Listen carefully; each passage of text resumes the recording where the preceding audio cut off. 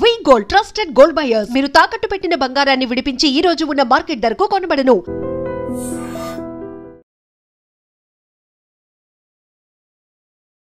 నమస్కారం, welcome to I dream. ధర్మ మార్గం విత్ విజిత కార్యక్రమానికి స్వాగతం.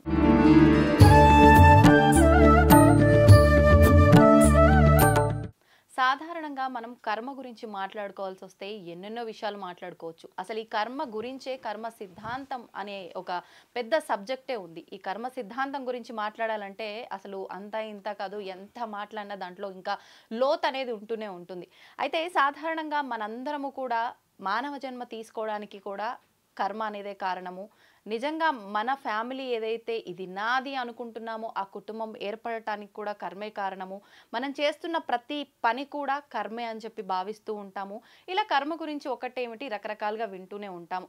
అసలు ఏంటి కర్మ? కర్మ గురించి మన వేదాల్లో ఉపనిషత్తుల్లో ఏమైనా ఉందా? ఈ కర్మని తొలగించుకోవచ్చా? అసలు మొత్తానికే తప్పించుకోవచ్చా? ఈ కర్మ అనేది లేకుండా శూన్యం చేసుకోవచ్చా? ఇలాంటి మరిన్ని విషయాలు ఇప్పుడు మాట్లాడబోతున్నాము శ్రీ సంతోష్ బుద్ధ గారితో. వారు కర్మ యోగి అని చెప్పొచ్చు. ఈ కర్మ సిద్ధాంతం గురించి సాధారణంగా ఎవరైనా కూడా ముందు నుంచే స్పిరిచువల్గా ఉండి ఇలా మనకు బోధించే స్థానంలో ఉంటారు. కానీ ఆయన మాత్రం ఆయన రియల్ లైఫ్లో జరిగిన ఒక సంఘటన ఆధారంగా అసలు ఏంటి, ఎందుకు ఇలా జరిగింది, ఇలా జరగడానికి ముందే ఇది జరుగుతుంది అని చెప్పినా నేను ఎందుకు జాగ్రత్త పడలేకపోయాను అనే ఒక ఆలోచన ద్వారా మొదలైన ఈ స్పిరిచువల్ ప్రయాణము అసలు ఆయనని చాలా మార్చేసింది. ఆ మార్చిన విధానం కూడా ఇది నాతోటే ఆగిపోకూడదు, దీని గురించి నేను తెలుసుకొని నలుగురికి జ్ఞానాన్ని అందిస్తే ఇది నలుగురికి ఉపయోగపడుతుంది, దాని నుంచి వాళ్ళు కొంతలో కొంత ఇబ్బందుల నుంచి బయటపడతారు అనే ఆలోచనతో ఆయన ఈ ప్రయాణం మొదలుపెట్టారు. ఇప్పుడు వారితో మాట్లాడి మనం ఈ కర్మ సిద్ధాంతం గురించి మాట్లాడుకుందాం వివరంగా. నమస్కారం సంతోష్ గారు. నమస్తే. ఎలా ఉన్నారు? థ్యాంక్ యూ, సూపర్, బ్రహ్మాండంగా ఉన్నాను. ఓకే, నా గురించి తెలుసుకొని ఈ చక్కటి అవకాశం ఇచ్చినందుకు మీకు, మీ స్టూడియో సిబ్బందికి పేరు పేరున కృతజ్ఞతలు. థ్యాంక్ యూ అండి, థ్యాంక్ యూ. నిజంగా అంటే ఎంతోమంది గురువులు అంటే వేదం చదువుకున్న వాళ్ళే కానివ్వండి, జ్ఞానంతో వచ్చి చెప్పే వాళ్ళే కానివ్వండి, కొంతకాలం అంటే ఇలా దీక్షలుగా తీసుకొని మాట్లాడే వాళ్ళు కానివ్వండి, రకరకాలుగా మాట్లాడే వాళ్ళని చూస్తూ ఉంటాం. కానీ మీరు అంటే మీ జీవితంలో జరిగిన ఒక సంఘటన ఆధారంగా బేస్ చేసుకొని మీరు ఈ ప్రయాణం మొదలు పెట్టారని విన్నాం. నిజంగా చాలా సంతోషం. అంటే అందరిలో ఇలాంటి ఒక మార్పు అనేది మొదలవ్వదు. ప్రతి కుటుంబంలోనూ ఎన్నెన్నో జరుగుతుంటాయి. ఇలా మారాలని అది నిజంగా భగవంతుడి ఆజ్ఞ ఉంటేనే జరుగుతుందేమో. అంటే ఇక్కడ బుద్ధుడు ఒక విషయం చెప్తున్నాడు మేడం. భోగి వాదనలో ఉంటాడు, యోగి విచారణలో ఉంటాడు, విచారణలో. సో ఎప్పుడైతే మన లోపల ఒక ప్రశ్న ఉత్పన్నమవుతుందో ఎంక్వైరీ స్టార్ట్ అవుతుంది.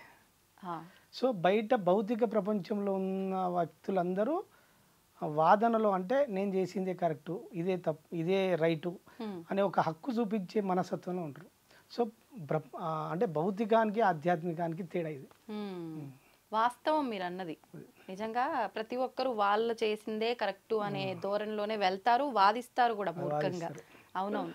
ఇప్పుడు అసలు నిజంగా మీరు మాట్లాడుతున్న సబ్జెక్టులో అంటే నేను విన్నంత వరకు ఈ కర్మ గురించి అంటే కర్మకి ధ్యానానికి సంబంధం ఉందా, ధ్యానం చేస్తే కర్మను తొలగించుకుంటామా అనే పద్ధతిలో మీరు అటు కూడా స్టెప్ వేశారు. అంటే ధ్యానం గురించి కూడా మీరు మాట్లాడుతున్నారు, దానికి సంబంధించిన జ్ఞానం ఇస్తున్నారు. అసలు ముందుగా మనం అసలు కర్మ గురించి మాట్లాడుకుందాం. అంటే మనిషి ఇప్పుడు ఒక జన్మ తీసుకున్నాడు అని అంటే అది గత జన్మ కర్మను బట్టే మళ్ళీ జన్మ తీసుకున్నాడా, లేదు అంటే అసలు ఎందుకు జన్మ తీసుకున్నాడు అంటే ఏం చెప్పొచ్చు? అంటే ఇక్కడ ఒక వ్యక్తి జన్మకు కారణము గతంలో చేసిన యాక్షన్, అంటే ఆ కర్మ వల్ల ఒక ఫలితం పుడుతుంది. అంటే ఇప్పుడు కర్మ ఫలితం ఎట్లా పుడుతుంది అంటే ఒక వ్యక్తి ఒక చర్య చేసినప్పుడు ఆ చర్యకు సంబంధించిన స్పందన జరుగుతుంది కదా, స్పందన వల్ల ఫలితం పుడుతుంది. మనిషి ఎప్పుడు యాక్షన్లో ఉన్నప్పుడు ఈ యాక్షన్కు రెండో వ్యక్తి స్పందిస్తూ ఉంటాడు. రియాక్షన్ ఏమొచ్చిందో దాన్ని బట్టి కర్మ క్రియేట్ అవుతుంది. రియాక్షన్ కాదు, స్వీకరిస్తాడు. ఇప్పుడు నేను ఒక వ్యక్తిని గాయపరిచిన, బాధపడ్డా లేదా? బాధపడతారు. స్పందన జరిగిందా లేదా? అవును. ఆ స్పందన వల్ల ఫలితం పుడుతుంది. ఆ ఫలితమే మనిషి జీవితంలోకి మళ్ళీ అనుభవంలోకి వస్తుంది. ఇదే కర్మఫలం. ఓకే. అంటే అది మనం కొన్నిసార్లు ఇప్పుడు మీరు అన్నట్టుగా ఎదుటి మనిషిని ఇబ్బంది పెడుతున్నాము అని అంటే అది తెలిసి పెడతాము, తెలియక పెడతాము. ఒకవేళ తెలిసి పెట్టినప్పటికీ నిజంగా వాళ్ళు నేను ఇది చేయటం వల్ల ఇబ్బంది పడ్డారు అనే ధోరణి కూడా వాళ్ళకి అర్థం అవ్వని సిచ్యువేషన్స్ కూడా ఉంటాయి. అంటే మనం ఏ రకంగా చేసినప్పటికీ అది కర్మగా మారుతుందంట. 100%. ఇప్పుడు విత్తు భూమిలో ఇప్పుడు ఇక్కడ విత్తు వేసినావు, ఇక టేబుల్ మీద ఒక విత్తనం పెట్టినాం, మొలకెత్తదు. ఎందుకంటే ఇక్కడ స్పందన లేదు. సో అదే ఒక మట్టిలో విత్తనం వేస్తే మొలకెత్తుతుంది. సో ఎందుకంటే అక్కడ స్పందన జరిగింది. స్పందన వల్ల ఫలితం పడుతుంది. మా పొద్దున ఉదయం లేచినప్పటి మనిషి ఎప్పుడు యాక్షన్లో ఉంటాడు కాబట్టి స్పందన కూడా ఉంటుంది. వేరే వ్యక్తికి అంత ఇంటర్లింక్ అయి ఉంటాడు కదా, గ్రూప్లో ఉంటాడు కదా, గ్రూప్లో ప్రతి క్షణం ఏదో యాక్షన్లో ఉంటాడు. యాక్షన్కి సంబంధించిన ఆ స్పందన ఫలితం పుట్టి ఫలితం మన జీవితంలోకి వచ్చేస్తుంది. ఆ ఫలితమే జీవితం అంతే. ఓకే, అంటే ఇప్పుడు అసలు ఈ కర్మే లేకుండా చేసుకునే అవకాశం ఉంటుంది అంటే ఏం చెప్తారు? అసలు మూలం అంటే మూలంకి వెళ్తుంది. మామూలుగా ప్రాథమికంగా మనిషి జీవితం ఎట్లా నడుస్తుంది అంటే, ఇప్పుడు నా అన్వేషణలో ఎప్పుడు నేను స్పిరిచువల్ పార్ట్లోకి వచ్చినాక మనిషిని ఎవరు నడిపిస్తారు అనే ఒక నా తీవ్రమైన తపనలో మనిషికి ఇప్పుడు ఫర్ ఎగ్జాంపుల్ మేడం, ఇప్పుడు ఇది పేరు ఉన్నది కదా, ఈ అక్షరాలు ఉన్నాయి. అక్షరాలు భాషలో మాత్రమే ఉన్నాయి. ఈ భాషలో ఉన్న అక్షరాలను వ్యక్తపరచాలంటే శబ్దం అవసరం. అవునండి. శబ్దం లేకుండా అక్షరాలను ఉచ్చరించలేం, అంటే వ్యక్తపరచలేం. అవును. సో ఈ అక్షరాలకు వెనకాల సౌండ్ ఉంది. అంటే ఎన్ని ఉన్నాయి? 2 ఉన్నాయా లేదా? 2 ఉన్నాయి. అంటే రాత రూపంలో ఉంది, శబ్ద రూపంలో. అక్షరాల రూపంలో, రాత పక్క పెట్టండి. సో అక్షరాలు అనేది వ్యక్తపరచలేం. సో అక్షరాలు అనేది కార్యం, అంటే నేను వ్యక్తపరచడానికి, బయట వ్యక్తపరచడానికి కార్యం. కార్యానికి వెనకాల కారణం ఉంటుంది, రీజన్ ఉంటుంది. సో రీజన్ సౌండ్ అంతే, ఎక్కని ఎవరు తెలియదు. సో ఇట్లా మనిషి జీవితంలో మనిషి పొద్దున నిద్ర లేచినప్పటి సంది పడుకునేదాకా ఏమి తన జీవితంలోకి రావన్నో అది కర్మ ప్రకారమే జరుగుతుంది. కర్మ ప్రకారమే. కర్మ అంటే ఒక వ్యక్తి రావాలన్నా, ఒక వ్యక్తి పోవాలన్నా, తన జీవితంలోకి ఒక వస్తువు రావాలన్నా, ఒక రూపాయి రావాలన్నా గతంలో చేసిన కర్మను బేస్ చేసుకునే వన్ లైఫ్ డిజైన్ ఉంటుంది. అంటే మనం గతం మీదనే మొత్తం మన ఈ ప్రస్తుతం నడుస్తుంది అంటే మరి ఈ ప్రస్తుతంలో చేసే కర్మ ఈ ప్రస్తుతానికి వర్తించదు అసలు ఏమాత్రం కూడా? వర్తించదు, కానీ వర్తిస్తుంది ఆ ఎరుక ఉన్నప్పుడు. మనిషికి ఎరుక ఉండదు. ఎటువంటి ఎరుక? నేను చేస్తున్నానే అనే భ్రమలలో ఉంటాడు. సో వెనకాల బుద్ధి కర్మానుసారిని అంటారు కదా, గత కర్మ వీన్ని వెంబడించు తీసుకెళ్తా ఉంటుంది. ఇది ఎట్లా తీసుకెళ్తుంది అంటే, నేను మీకు ఒక చిన్న స్టోరీ చెప్తాను మేడం. అలాగే అండి. ఒక నాస్తికుడు ఉంటాడు. ఆ నాస్తికుడు ఒక గురువు ఒక దగ్గర సత్సంగం చేస్తుంటే, ఏ గురువు వేస్ట్, ఈ కర్మ లేదు ఏం లేదని కొట్టిపడేస్తాడు. నాస్తికుడు అంటే ఏం తెలియని నమ్మని వ్యక్తి. అవును. నాస్తి అంటే నమ్మడు, భగవంతుని నమ్మని వారు, దేని నమ్మడిగా. సో ఈరోజు నిన్ను ఇద్దరు వ్యక్తులు బలవంతంగా నీకు అన్నం తినిపిస్తారు అనే ఒక చెప్తాడు ఇష్యూ ఆయన గురించి. వాళ్ళ గురువులకు తెలుస్తుంది కదా, కొంచెం అవగాహన ఉంటుంది. చెప్తాడు. చెప్పినాక గురువు నాకెవరు అన్నం తినిపిస్తారు, నాకు చేతులు ఉన్నాయి, కాళ్ళు ఉన్నాయి, నేను తినాలి తప్ప వేరే వ్యక్తులు నాకెందుకు తినిపిస్తారు అని అనుకుంటాడు. అనుకొని ఈ గురువును ఎట్టి పరిస్థితుల్లో ఆయన చెప్పింది తప్పని నిరూపించాలని స్ట్రాంగ్ అనుకుంటాడు. అనుకొని ఇంటికి వస్తాడు. ఇంటికి వచ్చే క్రమంలో ఇంటికాడ వచ్చినాక భార్య ఏం చేస్తుందంటే తన సతీమణి అన్ని కొత్తగా ఆ రోజు వెరైటీ ఆహార పదార్థాలు అన్నీ రెడీ చేస్తుంది. రోజులాగా కాకుండా కొంచెం వెరైటీగా చేస్తుంది. సో చిన్న మైండ్ ట్రాన్స్లోకి వెళ్ళిపోతుంది. ఇదేదో ఉన్నది వెళ్ళిపోయి అని చెప్పి ఇక్కడ ఉంటే నాకు ఏదో జరుగుతుంది. ఇక్కడ గురువు చెప్పింది ఊకే మైండ్లో ఉంటుంది కదా. సో చెప్పేసి ఇక్కడ ఉండొద్దు ఈరోజు రాత్రి, ఎట్టి పరిస్థితుల్లో నేనే నిరూపించాలని స్ట్రాంగ్ నిర్ణయం తీసుకుంటాడు. తీసుకొని వెళ్ళిపోతాడు. వెళ్ళిపోయి బయటికి ఊరవతలకి వెళ్ళిపోయాక జనాలు కనబడని ప్లేస్కి వెళ్ళాలని పోయి ఒక పెద్ద చెట్టు ఎక్కి కూర్చుంటాడు. అంటే గురువు చెప్పింది జరగకుండా ఉండడం కోసం చెట్టు ఎక్కి పైన కూర్చుంటాడు. కూర్చున్నప్పుడు ఏమవుతుందంటే అక్కడ ఒక ఇద్దరు వ్యక్తులు, పని చేసే వ్యక్తులు ఉంటారు. వాళ్ళు భోజనం చేయడానికి ఆ చెట్టు కిందకి వస్తారు. వాళ్ళు చెట్టు కిందకి వచ్చి కరెక్ట్ ఆ భోజనం తినే సమయంలో ఒక క్రూర జంతువు వచ్చి అరుస్తుంది. అరిచినప్పుడు వీళ్ళు వెళ్ళిపోతారు, వీళ్ళు పారిపోతారు. పారిపోయే క్రమంలో ఆహార పదార్థాలు అక్కడే ఉంటాయి. అక్కడ పక్క పండి సేమ్ అదే జర్నీలో పక్క గ్రామంలో ఒక 3 వ్యక్తులు దొంగతనం చేసి నగలు దొంగతనం చేసుకొని వాళ్ళు వెళ్ళిపోవాలి. వెళ్ళిపోయే క్రమంలో వాళ్ళకి ఏం బుద్ధి పుడుతుందంటే ఇదంతా షేర్ చేసుకోవాలి, ఆ నగలు పంచుకోవాలి. వాళ్ళకి చెట్టు కిందకి వచ్చి వాళ్ళను డైరెక్షన్ ఆ చెట్టు కిందకి వస్తారు. ఆ చెట్టు కింద 3 షేర్ చేసుకుందామని నిర్ణయం తీసుకుంటారు. వస్తారు, వచ్చే వరకు మంచి ఆహారం కనబడుతుంది. ఒకరికి అరే ఆహారం ఉన్నది మన కోసమే పెట్టినని ఒక వ్యక్తి అంటాడు. ఇంకో వ్యక్తి ఏమంటాడంటే ఇంట్లో ఎవరో విషయం కలిపిర్రు, మనం తింటే చనిపోతే మనల్ని ఎవరో ఫాలో అవుతుర్రు, సో ఇదేదో ఉన్నది అని చెప్పి ఇంకో వ్యక్తికి డౌట్ వస్తుంది. మూడో వ్యక్తి ఏం చేస్తాడంటే గమనిస్తూ ఉంటాడు. గమనించినప్పుడు పైన చిన్న సౌండ్ శబ్దం విని చూస్తే ఆ వ్యక్తి కనబడతాడు. సో ఆ వ్యక్తిని కిందికి దించి ఇందులో ఆ విషయం కలిపి మమ్మల్ని తిని చంపేయాలనుకున్నావు, ఈ నగలన్నీ తీసుకోవాలనుకున్నావు కదా అని అడుగుతారు. నాకు సంబంధం లేదు, నేను చేయలేదు, అది ఎవరు పెట్టిరో నాకు తెలియదు అంటాడు. అనేసరికి మరి నువ్వు పెట్టలే కదా, నువ్వు తిను అంటాడు. తినడు ఆయన. తినపోతే అప్పుడు ఇద్దరు బలవంతంగా చెట్టుకు కట్టేసి బలవంతంగా తినిపిస్తారు. అప్పుడు ఆ వ్యక్తికి అర్థమైంది. ఏమర్థమైంది? గురువు చెప్పింది అంటే జరగబోయే కర్మఫలం తప్పించుకోలేరని ఒకటి. అంటే ఇంట్లో ఉంటే జరుగుద్దేమో అని బయటికి ఎవరూ లేని ప్రదేశానికి వచ్చినా జరిగింది అంటే కర్మ ఏ టైంలో ఎలా జరగాలో అది జరిగి తీరుతుంది సరే అని అర్థమా?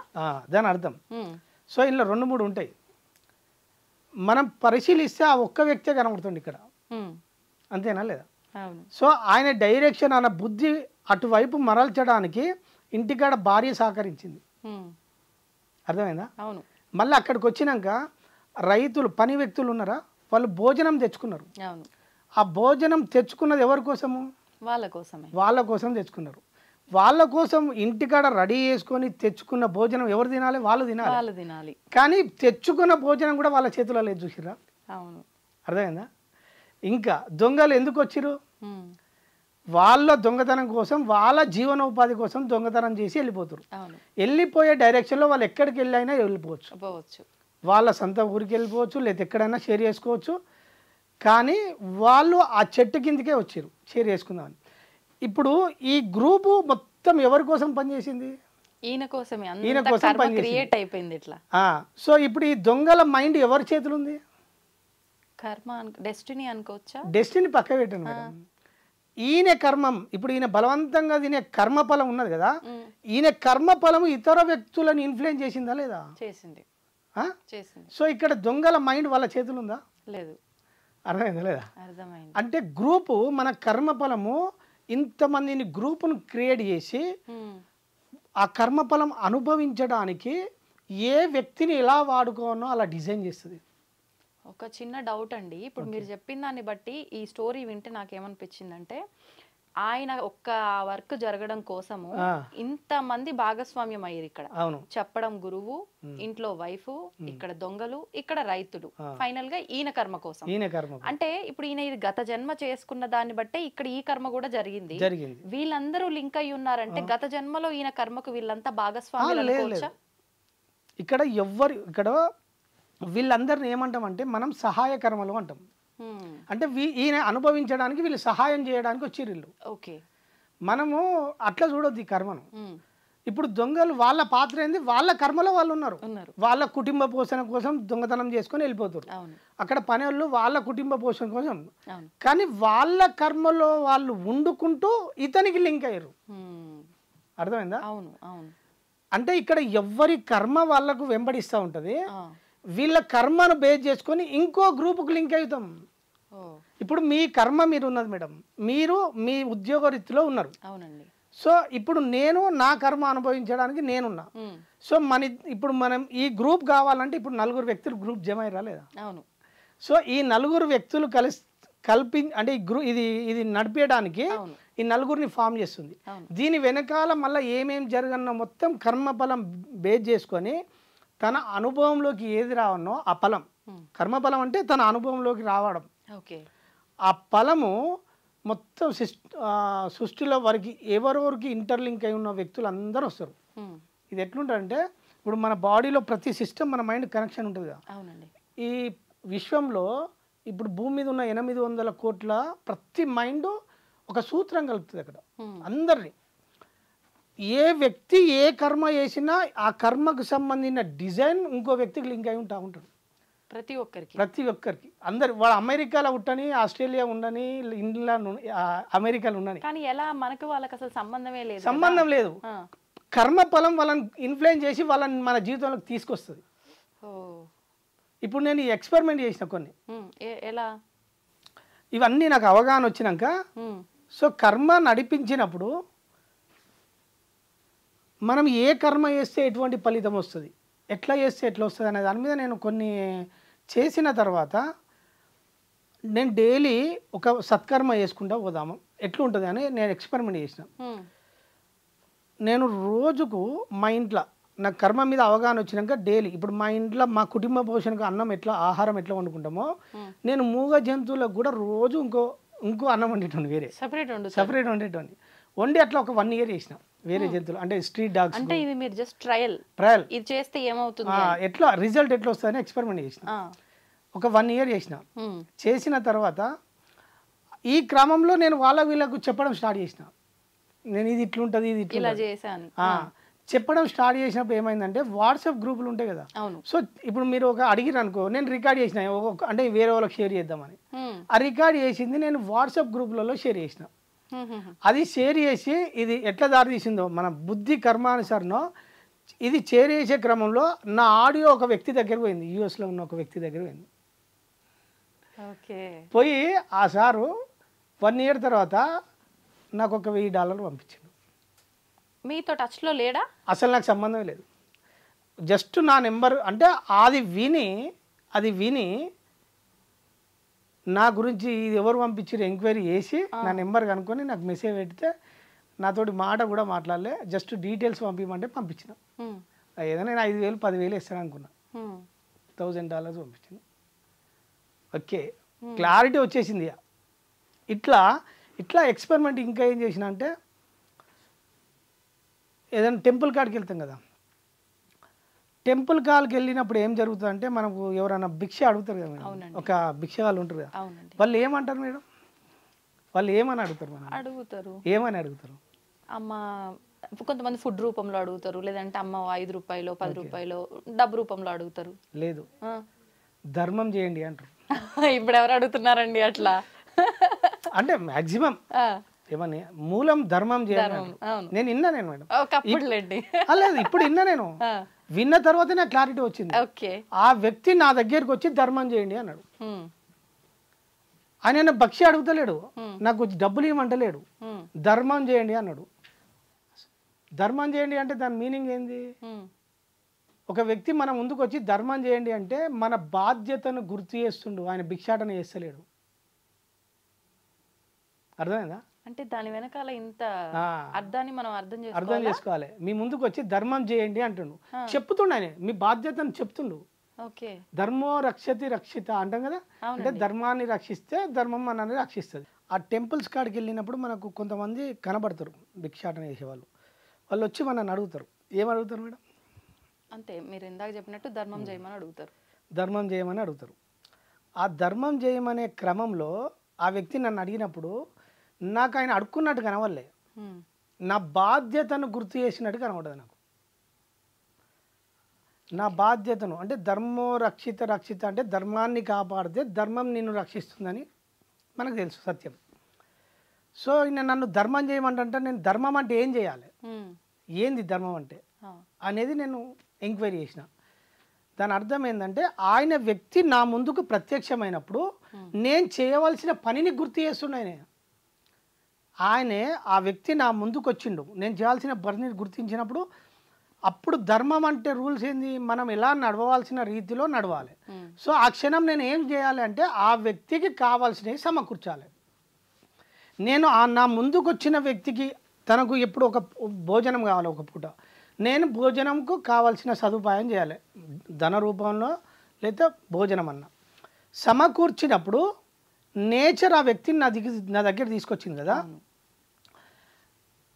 అక్కడ స్పందన జరిగింది కదా, ఫలితం పుట్టినప్పుడు ఫలితం ఏం పుట్టింది? పుణ్యం నా అకౌంట్లో జమ అయింది. ఈ పుణ్యం రూపంలో నాకు భవిష్యత్తులో ఇంకా వేరే అవకాశాలు ఏర్పడతాయి. ఇది. సో ఇప్పుడు ఆ వ్యక్తికి నేను ఏమనుకుంటున్నా అంటే దానం చేసిన అనుకుంటున్నా. నేను వ్యక్తికి దానం చేయలే, నా భవిష్యత్తు కోసం నా కర్మఫలాన్ని క్రియేట్ చేసుకున్నా. నా కర్మఫలాన్ని క్రియేట్ చేసుకోవడానికి ఆ వ్యక్తి నాకు సహకరించడానికి నా ముందుకు వచ్చిండు. నేను దానం చేస్తున్నా అనుకుంటున్నా. దీన్ని మీరు కొంచెం లోతుల్లోకి అర్థం చేసుకుంటే, ఒక రైతు ఉంటాడు. రైతు పంట పండిస్తాడు. పంట పండించే క్రమంలో భూమికి ఉపయోగించుకుంటాడుగా, భూమిలో విత్తనాలు వేస్తాడు, పంట పండుతుంది. భూమి రైతుకు ఉపయోగపడుతుందా, రైతు భూమికి ఉపయోగపడుతుందా? అది ఎట్లా చెప్పగలం అండి? ఇప్పుడు భూమి అందరికి ఉపయోగపడుతుంది, అంతే కదా? అవును. సో ఇక్కడ భిక్షగాడు మనకు ఉపయోగపడుతుండు. మన అకౌంట్లో పుణ్యం వేయడానికి, మన భవిష్యత్తు కోసం సృష్టిని నిర్మించుకోవడానికి ఈ వ్యక్తి మనకు ఉపయోగపడుతుంది. మనం అతనికి ఏదో సహాయం చేయాలి, అతను మనం మన కర్మని తొలగించుకోవడం కోసమో తొలగించుకోవడం కాదు, మన భవిష్యత్తును సృష్టించుకోవడానికి కోసం అనుకోవచ్చు. తొలగించుకోవడం వేరు. మళ్ళీ ఓకే, మన భవిష్యత్తును సృష్టించుకోవడం కోసము మనము భవిష్యత్తులో హ్యాపీగా ఉండన్నా బ్యాడ్గా ఉండన్నా దానికోసం ఇప్పుడు డిజైన్ చేసుకుంటున్నాం, సృష్టించుకుంటున్నాం. ఈ సృష్టికి ఆ వ్యక్తి భూమిలాగా మనకు ఉపయోగపడడానికి నేచర్ అందించిన వ్యక్తి మనకు. సో తీసుకునే వ్యక్తి ఉండడం వల్లనే మనకు భవిష్యత్తు ఉన్నది అనే రహస్యం నాకు అర్థమైంది. సూపర్ అండి, వాస్తవం. తీసుకునే వ్యక్తి లేకపోతే నాకు భవిష్యత్తు లేదు అనే సత్యం అర్థమైంది. సో ఈ పరిణామ క్రమంలో నేను అసలు ఏంది ఇదంతా అని డీకోడ్ చేసినప్పుడు సృష్టి మొత్తం అంటే ఈ భూమండలంలో ఉపయోగము అనే పదం మీద నడుస్తుంది భూమి. చూసుకోండి, ఉపయోగము అంటే ఏ రకంగా? ఎవ్రీథింగ్, సృష్టిలో ప్రతిదీ ఉపయోగం. ఇప్పుడు చేను మనకు ఉపయోగపడుతుంది, అవును. ఎవ్రీథింగ్ మనకు ఉపయోగపడని వస్తువు ఏదన్నా ఉన్నదా? లేదు. సృష్టిలో ప్రతిదీ మనకే ఉపయోగపడుతుంది, ఏదో ఒక సందర్భంలో ఉపయోగపడుతుంది, వ్యక్తులు కానీ ఎవ్రీథింగ్ అంతే అండి. సో ఈ ఉపయోగంలో ఈ చక్రంలో మనకు అందరూ ఉపయోగపడడానికే ఉన్నారు. మనము వేరే వాళ్ళకు ఉపయోగపడుతున్నాం. మనము వేరే వాళ్ళకు ఉపయోగపడడం వల్ల వాళ్ళు మనకు ఉపయోగపడతారు. పరస్పరం జరుగుతుంది ఇక్కడ. అవును. ఈ జరగడం వల్ల మన జీవన విధానం ఉన్నది. మనిషికి వచ్చేసరికి ఇది ప్రకృతిలో నేచర్లో ఎట్లుంటుందంటే, చక్రంలో ఒకటి మనిషి దగ్గరికి వచ్చేసరికి ఏమో చెట్టు సహజంగా ఎదుగుతుంది. మనిషి దగ్గరికి వచ్చేసరికి రెండు ఉంటాయి, స్వ ఉపయోగము, పరోపకారం. అంటే మన కోసం చేసే కర్మలు ఉంటాయి, మళ్ళీ ఇతరులకు చేసే కర్మలు ఉంటాయి. ఈ కర్మలను బేస్ చేసుకొని మన జీవన విధానం ఏర్పడతా ఉంటుంది. సో మనము ఇందులో ఎట్లా ఏర్పడుతుందంటే, మనం ఇతర వ్యక్తులకు సహాయం చేస్తుంది చూసినావా, సహాయం చేసిన దానివల్ల మనకు పుణ్యం జమ అవుతూ ఉంటుంది. బ్యాంకులో బ్యాలెన్స్ అయినట్టు పుణ్యం జమ అవుతూ ఉంటుంది. సో ఇప్పుడు నేను నా కోసం పని చేసుకున్నా, వస్తువులు కొనుక్కున్నా, నా అకౌంట్లో డబ్బులు కరిగిపోతూ ఉన్నాయి. నా కంఫర్ట్స్ ఉన్నాయి కదా, ఇల్లు, ఇంట్లో భార్య, పిల్లలు, నా కారు, ఇవన్నీ ఉంటాయి కదా. సో ఇంట్లో అనబడి ఇవన్నీ మనం మన కోసం ఏర్పరచుకునే కర్మల చేస్తాం కదా. ఈ కర్మల వల్ల ఏమవుతుంది, నా అకౌంట్ కరుగుతూ ఉన్నది, నా లైఫ్ కోసం కరుగుతూ ఉన్నది. ఇది కరిగే క్రమంలో పుణ్యం అయిపోయింది అనుకో, నాకు ఈ పరిస్థితులు మొత్తం బ్యాడ్ జోన్లోకి వెళ్ళిపోతాం. బ్యాడ్ జోన్లోకి వెళ్ళిపోయినప్పుడు ఏమైందంటే, నాకు మొత్తం నేను బ్యాడ్ జోన్లోకి వెళ్ళిపోయినప్పుడు ఈ పాజిటివ్ మొత్తం వెళ్ళిపోయి నాకు వేరే వ్యక్తులు నన్ను మోసం చేసేటోడు వస్తాడు, నన్ను నష్టపరిచేటోడు వస్తాడు, నా ఫ్రెండ్ రూపంలో వస్తాడు, వేరే చుట్టం రూపంలో వస్తాడు, ఏదో రూపంలో వస్తాడు. నా దగ్గర వచ్చి ఏదన్నా డబ్బులు తీసుకొని ఎగ్గొట్టేస్తాడు. అంటే బ్యాడ్లోకి వెళ్ళిపోతే ఇట్లా భార్యాభర్తల గొడవలు స్టార్ట్ అవుతాయి, కుటుంబ సమస్యలు ఏర్పడతాయి. ఇక్కడ కరిగిపోయింది లేదు, పుణ్యం లేదు. సో ఇట్లా స్టార్ట్ అవుతుంది. సో ఎప్పుడైతే ఈ బ్యాడ్లోకి వెళ్ళిపోయినామో పరిస్థితులు గందరగోళంగా స్టార్ట్ అవుతాయి. గీతలో చెప్తారు కదా, ఒక దుష్కర్మ అనేక దుష్కర్మలకు కారణమవుతుంది, ఒక సత్కర్మ అనేక సత్కర్మలకు కారణమవుతుంది. సో ఇప్పుడు నిరంతరం నేను ఏం చేయాలని అర్థమైంది ఏంటంటే, డైలీ నా అకౌంట్లో డబ్బులు ఉండాలంటే పుణ్యం నా అకౌంట్లో ఉండాలి.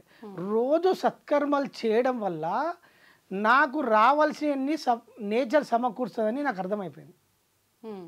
సో నేను ఇవన్నీ చేసుకుంటూ వచ్చిన క్రమంలో నాకు అర్థమైంది ఏంటంటే, మనకు నీడ ఉంటుంది కదా, సూర్యుడు, ఎర్లీ మార్నింగ్ నీళ్ళ పడ్డప్పుడు పొద్దున ఉదయం మన నీడ అక్కడ దాకా ఉంటుంది, పొద్దున నీడ అక్కడ దాకా ఉంటుంది. మధ్యాహ్నం కల్లా నీడ వచ్చేసరికి మన కిందికి దాకా వస్తుంది. సో ఇక్కడ ఏమైంది, కరిగిపోయింది మధ్యాహ్నం నుంచి వెళ్ళి మనం నడుస్తున్నా కొద్దీ సాయంత్రం ఏమవుతుంది, నీడ పెరుక్కుంటూ వస్తుంది. సో ఇప్పుడు నా అకౌంట్లో ఉన్న పుణ్యము ఉదయం నా నీడలాగా కరుగుతూ ఉన్నది. అర్థమైందా?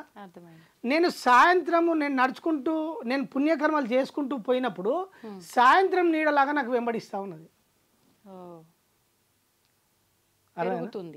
పెరుగుతుంది నా అకౌంట్లో.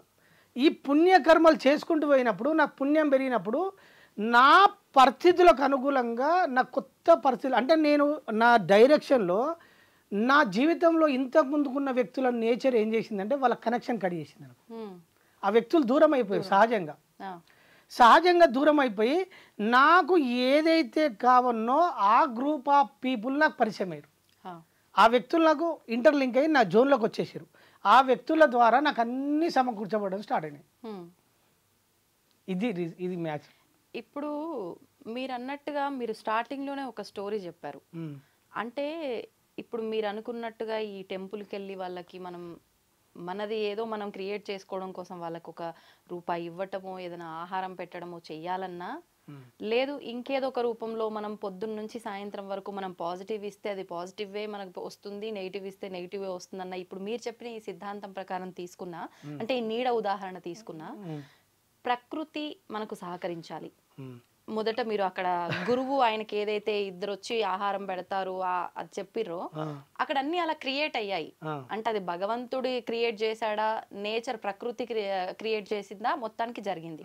ఒకవేళ అది అలా జరగకపోయి ఉంటే ఏం చేయలేం కదా. అంటే ఇప్పుడు నాకు ఆలోచన ఉంది నేనేదో మంచి చేయాలని, పరిస్థితులు ప్రకృతి భగవంతుడు కూడా సహకరించాలి కదా. సహకరించింది నేను అనుకున్న పని నేను చేయలేను కదా. ఈ ఆలోచనలో ఉన్న వాళ్ళకి ఏం చెప్తారు? మన మైండ్ అట్లా కొట్టేస్తుంది, కానీ సిస్టమ్ తెలుసుకోవాలి. ఫస్ట్ సిస్టమ్ ఎట్లా తెలుసుకోవాలంటే ఇప్పుడు మీరు ఒక కంపెనీ పెట్టారు మేడం, మీరు ఒక కంపెనీ పెట్టారు. కంపెనీ పెట్టిన తర్వాత ఒక 100 మంది ఉద్యోగస్తులను పెట్టుకున్నారు. కంపెనీ రన్ అవ్వనా వద్దా? అవును. కంపెనీ రన్ అవ్వాలంటే పై నుంచి CEO నుంచి కింది దాకా లేబర్ పనిచేయదాకా మేనేజర్ ఉంటారు, HR ఉంటారు, అన్ని డిపార్ట్మెంట్లలో ఎవరి పని వాళ్ళు ఉంటారా లేదా? ఉంటారు. అంత సిస్టమ్ అంతా ఎవరు తయారు చేసారు? మీరు ఎవరైతే మీరు CEO అనుకోండి. సో మీరు కంపెనీ చేసినప్పుడు కంపెనీలో ఈ వ్యక్తికి ఇంత జీతం ఇవ్వాలి, ఈ వ్యక్తికి ఇంత జీతం ఇవ్వాలని ఎవరు నిర్ణయించారు? ఎవరికైతే ఆలోచన వచ్చి మొదలు పెట్టారో వాళ్ళే డిజైన్ చేస్తారు. మీరు ఫస్ట్ ఒక సిస్టమ్ తయారు చేసిరా లేదా? ఒక ధర్మం తయారు చేసి అంటే రూల్స్ అండ్ రెగ్యులేషన్స్ తయారు చేసిరా లేదా? సో ఆ రూల్స్ ప్రకారమే ఏ వ్యక్తికి ఎంత జీతం ఇవ్వాలని ఉంటుంది. సో ఇప్పుడు మీరు CEO, మీరు పైన ఉన్నారు, మీ కంపెనీలో 100 మంది ఉద్యోగస్తులు, మేనేజర్కి 1 లక్ష ఇచ్చారు, కానీ కింద లేబర్ పనిచేసే వ్యక్తులకు ఒక 20,000 50,000 ఇచ్చారు. మరి కింద వాళ్ళకి మీరు అంత జీతం ఇస్తలేరు కదా. మరి ఎందుకు ఇస్తలేరు? అంటే ఏ పనికి తగ్గట్టు అంత వేతనము అని అది అంత ఎవరు నిర్ణయించారు? నేను ఆ పొజిషన్ లో ఉన్నా మెయిన్ కాబట్టి నేను డిసైడ్ చేసా అనుకోవచ్చు ఇక్కడ వరకు. అంటే మీరు అన్నట్టుగా మన కర్మ ఏదైతే మనం క్రియేట్ చేసుకున్నది ఉందో దాని ద్వారా మీరు లోతులోకి పరిశీలించాలి. ఇక్కడ ఏమైతుందంటే మీరు ఆల్రెడీ సిస్టమ్ కంపెనీ ఎస్టాబ్లిష్ కోసం పెట్టిరు, ఎంతమంది వ్యవస్థ నడుస్తుంది, కానీ మీరు మీ ప్లేస్లో అట్లే ఉన్నారు, మీరు అట్లే ఉన్నారు.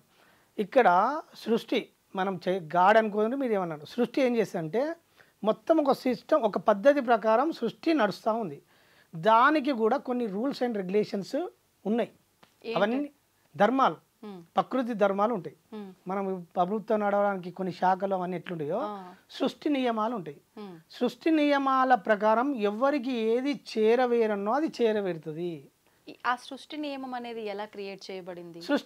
సృష్టి తనకు తాను రచించుకుంటుంది. ఎందుకు అట్లా? నడవాలి కదా, కార్యం జరగాలి కదా.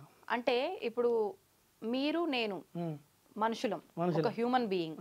సృష్టిలో మీరు ఒకటే నేను ఒకటే, మీకు ఒక రకంగా నాకు ఒక రకంగా ఎందుకు క్రియేట్ చేస్తుంది? ఆట, గేమ్లో రోల్ ఉంటుంది. మీ రోల్ అది, నా రోల్ ఇది. నాకు ఏది కావన్నో సమకూర్చడం సృష్టి బాధ్యత, మీకు ఏది రావన్నో సమకూర్చడం సృష్టి బాధ్యత. కానీ ఇన్బిల్ట్ ఇక్కడ భూమి మీదకి వచ్చిన తర్వాత ఏమవుతుంది అంటే మనం వచ్చేటప్పుడు రోల్ ప్రకారం వస్తాం.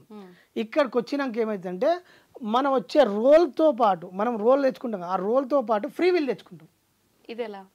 ఫ్రీ విల్ అంటే భూమి మీదకి వచ్చినాక మన జీవితం ఏమవుతుందంటే, మనము భూమి మీదకి వచ్చినాక ఆ రోల్ను మర్చిపోతాం. మనం మాయ, ఇది మాయ కదా, ఎందుకు వచ్చామనే పర్పస్ మర్చిపోతాం. మర్చిపోయి మన రోల్ ఏం చేస్తుంటే మన ప్రణాళిక ఆ డైరెక్షన్లో తీసుకెళ్తూ ఉంటుంది, మనకు తెలియదు. సో ఆ రోల్ ఒక్కొక్క ఎక్స్పీరియన్స్ ఒక్కొక్కరు అందరి ఇంటర్లింక్ అయి ఉంటుంది. సో అందులో మనకు బాధ కలగవచ్చు. కానీ ప్రపంచంలో అందరినీ చూసినప్పుడు మనకు భోగాలు సుఖాలు కావాలని కోరుకుంటాం, లగ్జరీస్ కావాలని కోరుకుంటాం. ఇది మైండ్ కోరుకుంటుంది, కానీ మూలం అది ఉంటుంది కదా. సో ఇప్పుడు మీ రీసెంట్గా కుబేర సినిమా చూసిరా మేడం? అందులో మీరు గమనించండి, ప్రతి పాత్ర వై జంక్షన్లో ఉంటుంది. ఇప్పుడు నాగార్జున ఉన్నాడు, తను ఓటు అనుకుంటే జీవితం ఇంకో వైపు తీసుకెళ్తుంది. అక్కడ రష్మిక ఉంటుంది, తను ప్రేమించి ఒక అమ్మాయిని పెళ్లి చేసుకోవాలని బయటికి వెళ్తుంది. వెళ్ళే క్రమంలో వేరే వ్యక్తి లింక్ అవుతాడు. సో తను వెళ్ళాలనుకున్నది ఒకటి, కానీ జీవితం ఇంకో వైపు గుంజుకపోతుంది. ఇప్పుడు ఏది కరెక్ట్ అంటారు? ఇది నీకు చెప్తా ఇది. సో అంటే వీళ్ళ డైరెక్షన్లో జీవితంలో వీళ్ళకి తెలియకుండానే ఇంకో వైపు లాక్కెళ్తుందా లేదా అంటే, ప్రతి నిమిషం మన జీవితం వై జంక్షన్లో ఉంటుంది. ఈ ఫ్రీ విల్ తెచ్చుకుంటాం కదా, ఫ్రీ విల్ను మనిషి ఉపయోగించుకోలేడు. ఎప్పుడైతే ఆధ్యాత్మిక మార్గంలోకి ఎంటర్ అయ్యి గురువుల ద్వారా జ్ఞానం పొంది సంకల్ప బలాన్ని తెచ్చుకొని ఫ్రీ విల్ అనే అంశాన్ని పట్టుకుంటే అప్పుడు ఉపయోగించుకునే కెపాసిటీ వస్తుంది మనిషికి. నార్మల్ వాళ్ళకి ఇది నార్మల్ వాళ్ళకి సాధ్యం కాదు. అప్పుడు వాళ్ళకి ఎలా ఉపయోగపడుతుంది? మీరు అన్నట్టు గురువుల ద్వారా సాధన ద్వారా చేసుకున్న చెప్తా. ఇప్పుడు ఇప్పుడు రెండు పొడేళ్ళు అంటారు, గొర్రె పొడేళ్ళు తెలుసు కదా. ఇప్పుడు మన ఫ్రీ విల్ మన జీవితం గుంజుకపోతుంది కదా. ఇప్పుడు మనము ఇప్పుడు సంకల్పం ఈ క్షణం మన చేతులు ఉంది కదా, మనం అనుకుంటాం కదా.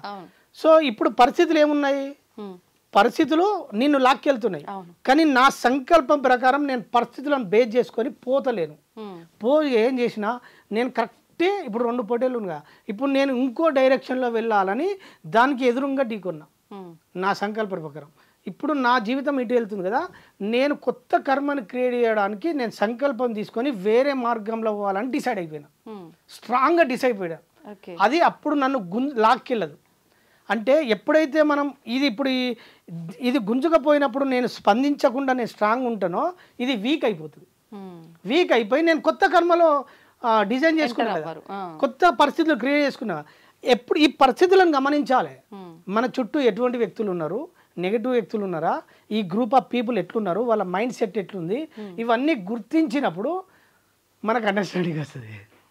అంటే మీరు అన్నది వాస్తవం, కానీ ఇది అందరికీ సాధ్యపడదు కదా. ఇప్పుడు కొంతమంది ఉంటారండి, మీరు అన్నట్టుగా ఇలా చూసిన వెంటనే వీడేంటి అని కనిపెట్టే వ్యక్తులు ఉంటారు.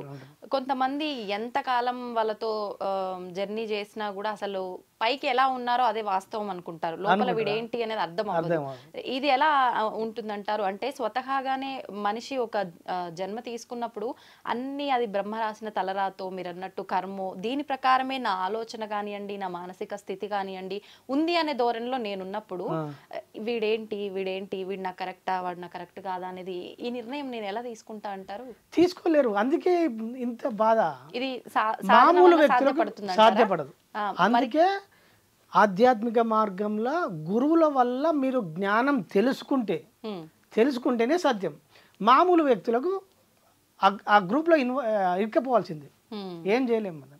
ఓకే, అది సాధ్యం కాదు. అంటే ఎటువంటి జ్ఞానం తెలుసుకుంటే ఉపయోగపడుతుంది అంటారు? సత్యం అన్వేషణ జరగాలి నీ లోపల. నా జీవితాన్ని నేను నిర్మించుకోవాలి, ఉద్ధరించుకోవాలి అని స్ట్రాంగ్ నిర్ణయం తీసుకొని వ్యక్తి నిలబడితేనే సాధ్యం. అది అంటే ఎవరో మనకు చెప్తారు, లేదంటే వాళ్ళ ద్వారా నేను తెలుసుకుంటా అనే భావన కరెక్ట్ కాదంటారా? మనని మనం గ్రహించుకోవడమే. మీ భగవద్గీతలో ఏమంటది? ఉద్ధరేనాత్మనాత్మానం నాత్మానం అవసావదయేత్, ఆత్మైవ ఆత్మనో బంధు ఆత్మైవ రిపురాత్మన. అంటే ఇది ఏం చెప్తుండంటే ఎవ్వరిని వాడే ఉద్ధరించుకోమని చెప్తుండే. ఇక్కడ రెండో వ్యక్తికి నీవు ఉద్ధరించలేడు. కానీ మనకు సొసైటీలో గురువులు ఉంటారు కదా, గురువుల దగ్గర పోయినప్పుడు ఏమవుతుందంటే వాళ్ళు ఎంతో సాధన చేసి వాళ్ళు నేర్చుకున్న విద్య ఉంటుంది కదా, ఆ విద్యను మనకు ఇన్ఫర్మేషన్గా ఇస్తారు. ఆ ఇన్ఫర్మేషన్ ఇచ్చినప్పుడు ఏ గురువు ఎలా చెప్పిండు, ఇది ఎంతవరకు సత్యం అని మనం ఎంక్వైరీ చేసి దాన్ని ఎక్స్పెరిమెంట్ చేస్తే మనకు ఫలితాలు వస్తాయి. ఓకే. ఆచరించినప్పుడే రిజల్ట్ వస్తాయి. ఆచరించకుండా మళ్ళీ గురువులు చెప్పింది వింటే అది ఇన్ఫర్మేషన్ కిందనే ఉంటుంది. ఈ గురువులు చెప్పింది కూడా మనకు వినాలి. మనకు సుమతి పద్యాలలో ఉంటుంది, వినదెవరు చెప్పినా వినినంతనే వేగిరపడక. అంటే ఎవరు చెప్పినా వినాలే, కానీ మళ్ళీ తొందరపడకుండా నిర్ణయం తీసుకోవద్దని చెప్తుండ్రు. అంటే విన్నదాన్ని వెంటనే ఆచరించకుండా ఆచరించాలి, కానీ ఆచరించే ముందు ఆలోచించాలి, ఎంక్వైరీ చేయాలి, ఇది కరెక్టా కాదా అని ఎంక్వైరీ చేయాలి. సో ఇవన్నీ గురువుల ద్వారా సేకరిస్తేనే మనకు అర్థమవుతుంది. ఇప్పుడు మీరు అన్నట్టుగా విన్నాను, ఇప్పుడు మీరే చెప్పారండి, మీరు చెప్పినప్పుడు నేను విన్నాను, ఏదన్నా మీరు ఇలా చెయ్యండి అని నాకు చెప్పారే అనుకోండి, చెప్పింది నేను విన్నాను, విన్న తర్వాత నాకు ఇంకా ఆ విన్నంతసేపు మీరు చేసిన ఆ మోటివేషన్ అనేది నన్ను వెంటనే ఆ పని ఆచరించు అన్నట్టుగా నేను మోటివేట్ అయ్యానే అనుకోండి. ఇప్పుడు నా మనసు దీని వైపే వెళ్తుంది, కానీ ఈయన చెప్పింది కరెక్టా కాదా అనే ఆలోచనే నేను చేయలేకపోతున్నా. అలాంటప్పుడు అందుకే మీరు సెల్ఫ్ ఎంక్వైరీ ముఖ్యం, అందుకే నిలబడడం ముఖ్యం. ఇక్కడ సంకల్పం ఏం చెప్తుంది, మీరు సంకల్పం తీసుకోవాలి కదా. ఈయన కరెక్ట్ చెప్పిండా తప్పు చెప్పిండా ఎంక్వైరీ చేసుకోవాలి. ఇప్పుడు నేను గుడ్డిగా నేను చెప్పిన అనుకో, మీకు ఎట్లా రిజల్ట్ వస్తుంది? ఆ రిజల్ట్ నెగిటివ్ వచ్చే అవకాశం ఉంటుంది. సో మీరు పరిశీలించి నాకు మంచి జరుగుతుందా చెడు జరుగుతుందా మీరు నిర్ణయం తీసుకోవాలి. ఓకే. అంటే ఒక విషయం ఒకరి విషయంలో కరెక్ట్ అవ్వచ్చు. ఇప్పుడు మీ అన్వేషణ ప్రకారం మీకు ఇది కరెక్ట్ అనిపించింది, మీరు చెప్పింది నాకు వినటానికి కరెక్ట్ అనిపించవచ్చు, కానీ మీరు చెప్పిన విధానం నాకెంత వరకు కరెక్ట్ అనే ఆలోచన నాలో మొదలవ్వాలి, నిలబడాలి. నిలబడినప్పుడు మీరు ఆచరణలోకి వెళ్తారు.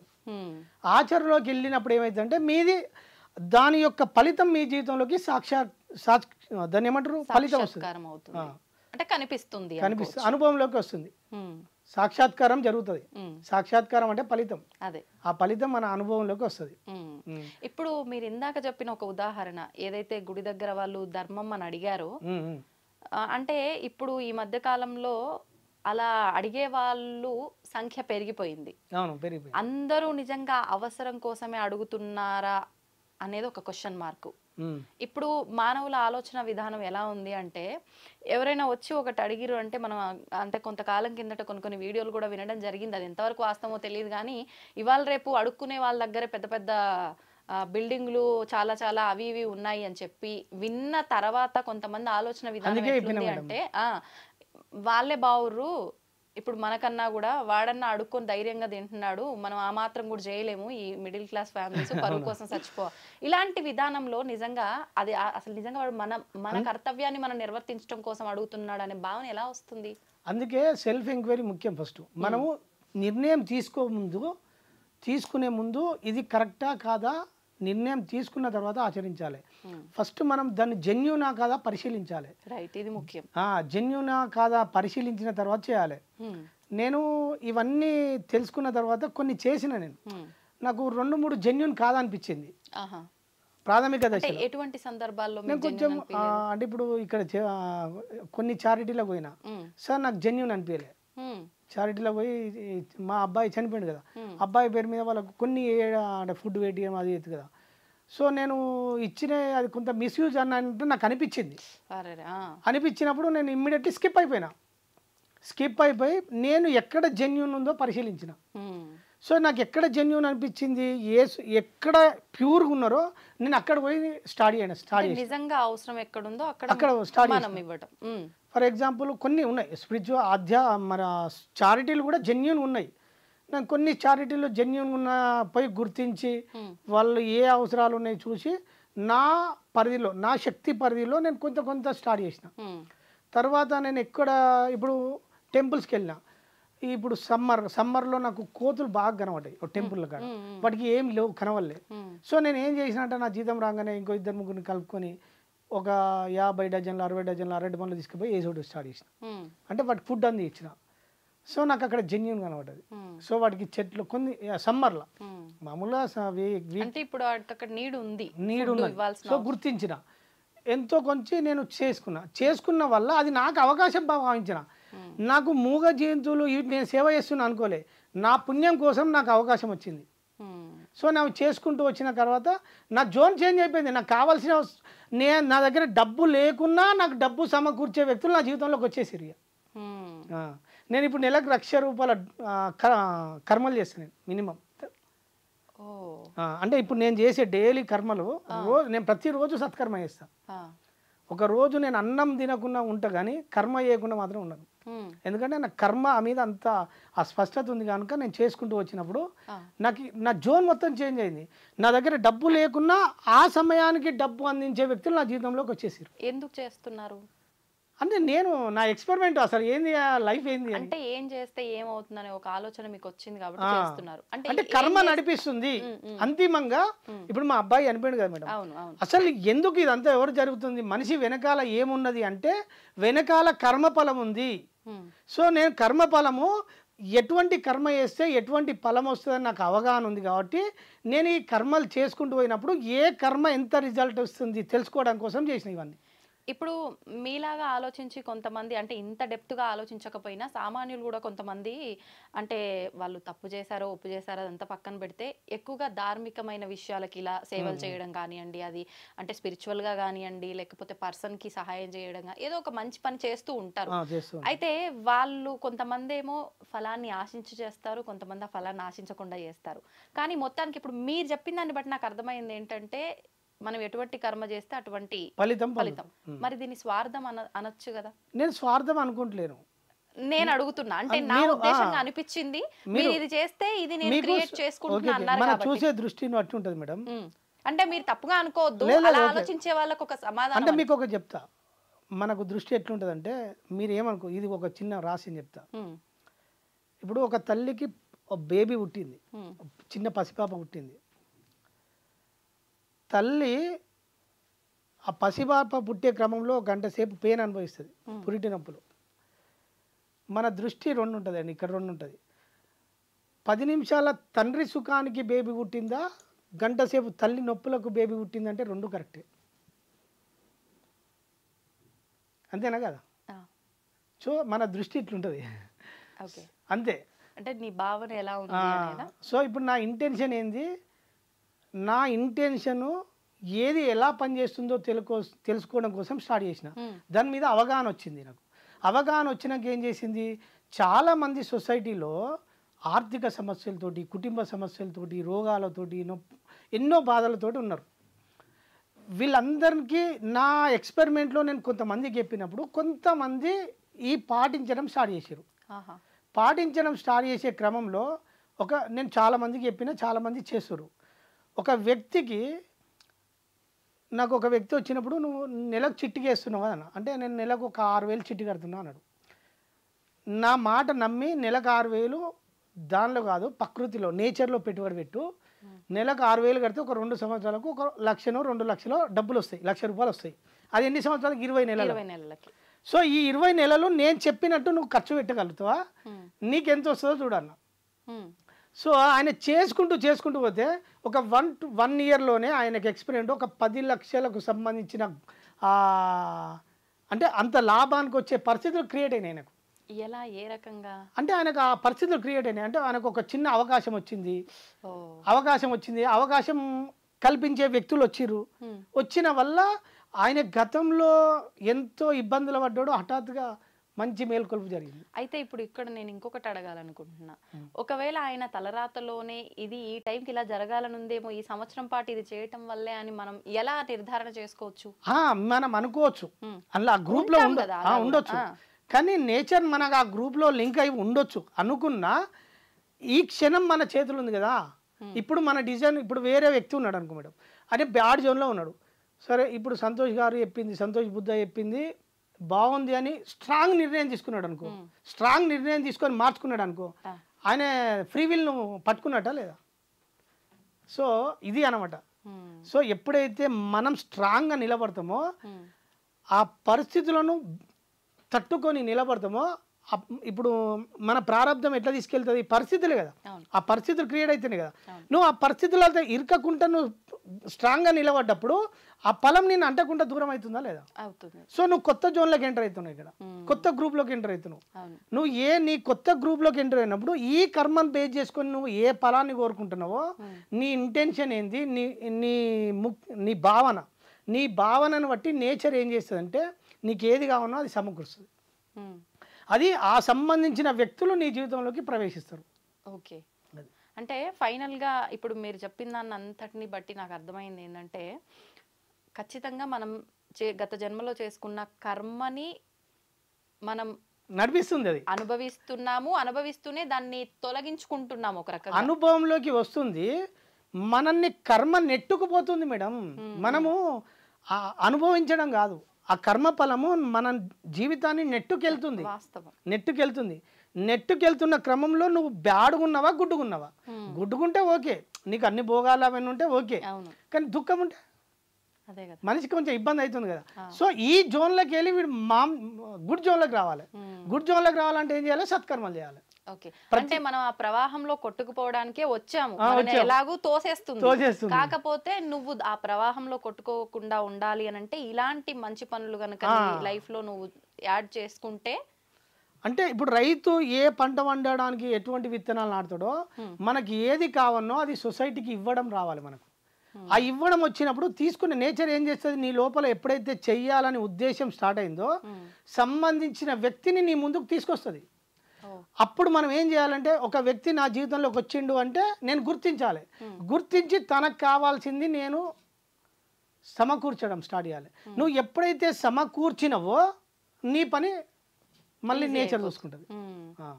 అంటే ప్రకృతి, మనం అనుకుంటాం కదా, అంటే కొన్ని సందర్భాల్లో పెద్దవాళ్ళు చెప్తారు, మనం చేస్తున్నది 4 గోడల మధ్య చేసినా ఎవరు చూడట్లేరు అని చెప్పి అది తప్పైనా ఒప్పైనా ఏదైనా చేసేస్తాం కానీ అంతా మనకు ఇప్పుడు ఇది ఎంత దృశ్యం మీ మైండ్ లో రికార్డ్ అయిందా లేదా? ఒక వ్యక్తి ఇప్పుడు ఫర్ ఎగ్జాంపుల్ ఒక పామును చంపిండు, మైండ్ లో దృశ్యం రికార్డ్ అయిందా లేదా? అవుతుంది, ఇది కనెక్ట్ అవుతుంది.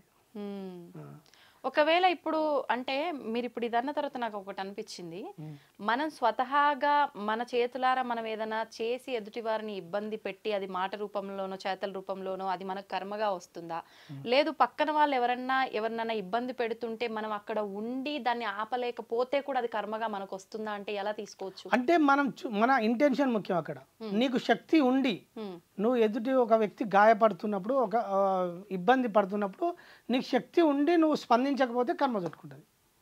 నీకు శక్తి లేక నువ్వు బలహీనం అయితే నీకు కర్మ చుట్టుకోదు.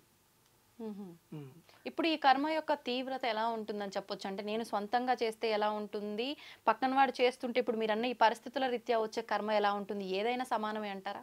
లేదు, కర్మ ఈ స్థాయిని బట్టి ఉంటుంది. ఏ స్థాయి ఏ గ్రూప్లో ఎంతవరకు ఉన్నది అన్నది ఉంటుంది. ఎలా ఈ స్థాయి అంటే ఎలా అండి? అంటే ఎట్లా అనుకుంటుంది అంటే, దీనికి ఒక చిన్న స్టోరీ చెప్తాను మేడం. ఒక వ్యక్తి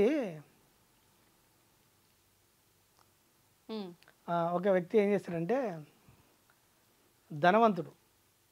ఒక ధనవంతుడు నడుచుకుంటూ వెళ్తాడు. నడుచుకుంటూ వెళ్ళినప్పుడు ఆ బాటసారి వెళ్ళినప్పుడు ఆయనకి ఏమీ కనపడదు, ఆకలి అవుతుంటుంది. ఒక చెట్టు కింద కూర్చుంటే అలసిపోయి కూర్చుంటాడు. కూర్చునే క్రమంలో అక్కడ పని చేసుకునే 2 వ్యక్తులు వస్తారు. ఆ 2 వ్యక్తులు అక్కడికి వచ్చినప్పుడు ఏమవుతుందంటే, ఆ వ్యక్తుల దగ్గర భోజనం ఉంటుంది, ఈ పర్సన్ దగ్గర ధనం ఉంటుంది కానీ భోజనం ఉండదు. వ్యక్తులు ఇతనికి వాళ్ళు తెచ్చుకునే భోజనంలో ఒక వ్యక్తి దగ్గర 5 రొట్టెలు ఉంటాయి, ఇంకో వ్యక్తి దగ్గర 3 రొట్టెలు ఉంటాయి. ఈ 5 రొట్టెలు 3 రొట్టెలు 2 వ్యక్తులు ఉంటాయి కదా, వీళ్ళు సమానంగా తినాలి. ముగ్గురు కలిసి ఎట్లా షేర్ చేసుకుంటారు? 8 రొట్టెలు ఉన్నాయి, ముగ్గురు సమానంగా షేర్ చేయాలి. ఎట్లా షేర్ చేసుకోవాలి చెప్పండి? ఏముంది, సపరేట్ చేసుకోవాలి. ఈక్వాలిటీ కావు కదా, 2 చేసుకొని మిగతా వాటిల్లో భాగాలు చేసుకోవాలి. మన లాజిక్ మైండ్ ఇట్లుంటుంది. సో మన లాజిక్ మైండ్ వేరు, వెనకాల సిస్టమ్ వేరు. ఓకే. సో ఈ ధనవంతుడు ఏం చేస్తాడంటే, ఒక్కొక్క రొట్టెను అంటే ఒక్కొక్క దాన్ని 3 పీసులు చేస్తాడు. 8 × 3 చేస్తాడు. ఓకే. ఎన్ని అయినాయి? 24 అయినాయి. ఓకే. ఇప్పుడు 24 అయినప్పుడు ఇందరు సమానంగా మనిషి 8 పీసులు అవుతాయి. తిన్నారా లేదా? తినే క్రమంలో ఈయన కృతజ్ఞతగా వీళ్ళిద్దరికి 8 బంగారు నగలు ఇచ్చిపోయాడు. ఇప్పుడు వీళ్ళిద్దరు పంచుకోవాలి. ఆయన వెళ్ళిపోయింది, ఇచ్చిండు, కృతజ్ఞతగా ఇచ్చి వెళ్ళిపోయాడు.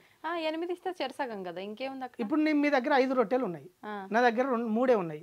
మీరేమన్నా ఒక రొట్టె ఎక్కువ ఉంది కదా, మీ లోపల ఏమైతుంది, ధనం 2 అన్నదమ్ములను విడదీస్తుంది, ఆశ పుడుతుంది. నాది ఎక్కువ ఉంది కాబట్టి నేను ఎక్కువ తీసుకుంటాను, అంతే. పుడుతుందా లేదా? అవునవును. సో మీ లోపల ఎప్పుడైతే ధనం కనబడంగానే ఆశ పుట్టిందో గొడవ స్టార్ట్ అయింది.